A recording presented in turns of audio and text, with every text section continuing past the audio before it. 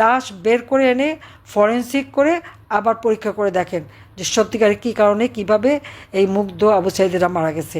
আমি যদি বলি যে প্রত্যেকটা হত্যাকাণ্ডের জন্য ইউনূসের বাহিনী দায়ী এবং এটা তার মেটিকুলাস ডিজাইনের অংশ, যেভাবে পুলিশ হত্যা করেছে সেইভাবে এই ছাত্র হত্যা, জনতা হত্যা, এই হত্যা করে লাশের পর লাশ পেয়ে লাশের পা দিয়ে তারপর ইউনূস ক্ষমতায় এসেছে। কাজে একদিন এর জবাব এবং বিচার হবে। আজকে গরিব মানুষগুলোকে বঞ্চিত করা হচ্ছে। যে বাজেট আমি দিয়ে এসেছিলাম সেই বাজেটের একটা টাকাও আমার ওই গরিব বিধবা স্বামী পরিত্যক্তা তারা কিন্তু পায় নাই। এখন আবার নতুন বাজেট করে সব নাকি দেবে। ওই ওই বলে না যে কাজীর গরু খাদায় আছে গোয়ালে নাই, ওই দেবে বলে টাকা রাখবে, সে টাকা তারা মেরে খাবে, গরিবের কাছে পৌঁছাবে কিনা সন্দেহ।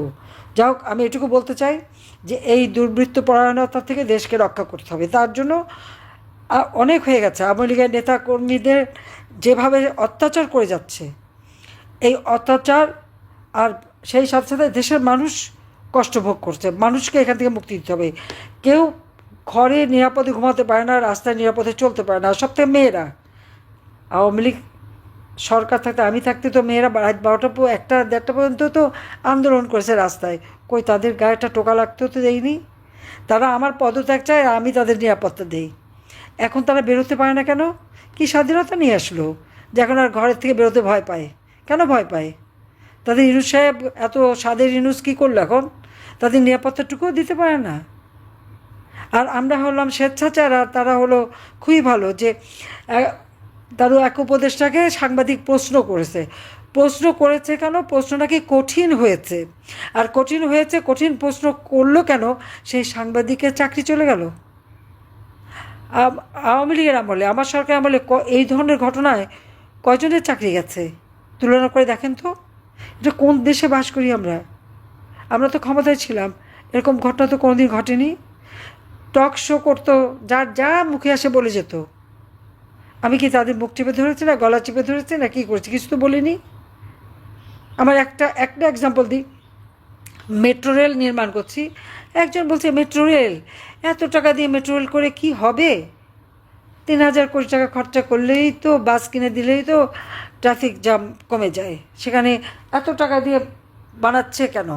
আমি ঠিক জানি না যিনি এই কথা বলেছিলেন সেই আদিল সাহেব কোনোদিন মেট্রো রেলে চড়েছে কিনা, কিন্তু আজকে তো মেট্রো রেলে সবাই চড়ছেন।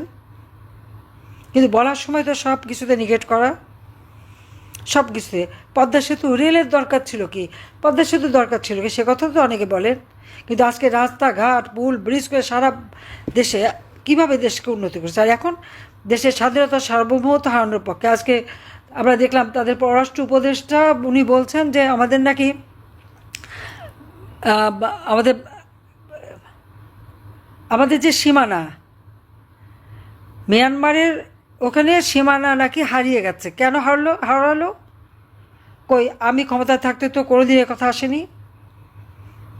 আমাদের সীমান্ত রেখা তো ঠিক ছিল, সিকিওর ছিল।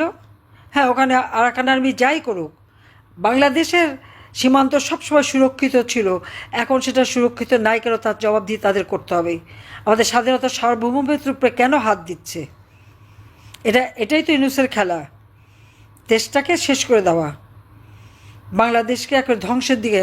অর্থনৈতিকভাবে ধ্বংস করেছে, সামাজিকভাবে মানুষের নিরাপত্তা হরণ করেছে, অর্থনৈতিকভাবে মানুষের মুখের গ্রাস কেড়ে নিয়েছে। এখন আমাদের সীমান্তটাও অরক্ষিত করে ফেলেছে। তার জবাব তাকে দিতে হবে। রাষ্ট্র চালাতে ব্যর্থ সম্পূর্ণভাবে। কাজে এর হাত থেকে দেশকে রক্ষা করার জন্য যার যা কিছু আছে তৈরি হয়ে তার প্রতিরোধ গড়ে তোলেন, সেটাই আমার আহ্বান। এবং সেটা আমাদের সবাইকে ঐক্যবদ্ধ হয়ে নামতে হবে। যারা স্বাধীনতায় বিশ্বাস করে, মুক্তিযুদ্ধের চেতনায় বিশ্বাস করে, অসাম্প্রদায়িক চেতনার বাংলাদেশে বিশ্বাস করে, তাদের সবাইকে আজ এক হতে হবে। দেশের স্বাধীনতার সার্বভৌমত্ব রক্ষা করতে হবে। দেশের মানুষের আর্থসামাজিক উন্নতি করে আবার আমরা শান্তির দেশ হিসেবে বাংলাদেশকে ইনশাল্লাহ গড়ে তুলব। সবাইকে ধন্যবাদ। জয় বাংলা, জয় বঙ্গবন্ধু, বাংলাদেশ চিরজীবী হোক।